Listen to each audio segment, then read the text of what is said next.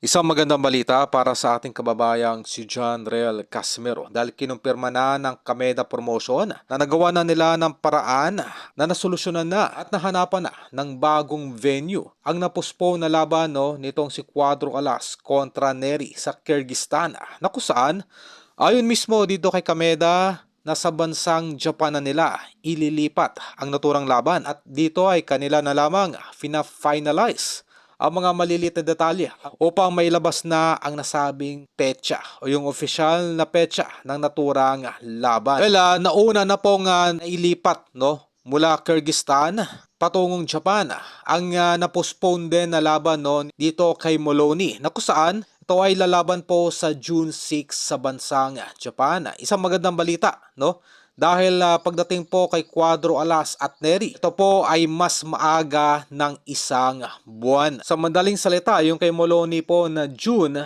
sa bansang Japan, ang Neri Casimero naman ay magaganap po sa buwan ng Mayo sa parehong bansa. Well, ito yung atin na naipaliwanag na ayaw maipostpone ng matagal nitong si Koki Kameda ang naturang bakbakan. Dahil ang parehong kampo po ay nasa huling yugto na ng kanilang pagte-training. Kumbaga, magkakaroon po ng panibagong reset ng paghahanda na siyang magastos po sa magkabilang kampo. Kumbaga, hindi po practical na mapuspo ng masyadong matagal na naturang bakbakan. Okay? So ito ay isang good news, yung blessing in disguise para sa mga Filipino boxing fans dahil marami po ang makakapunta at makakapanood ng live dahil mas malapit po ang bansang Japan kumpara sa Middle East, doon sa Kyrgyzstan na meron po nga kinaharap po na problema patungkol sa digmaan nga po na nagaganap sa Middle East. Okay, so indirectly affected po itong Kyrgyzstan.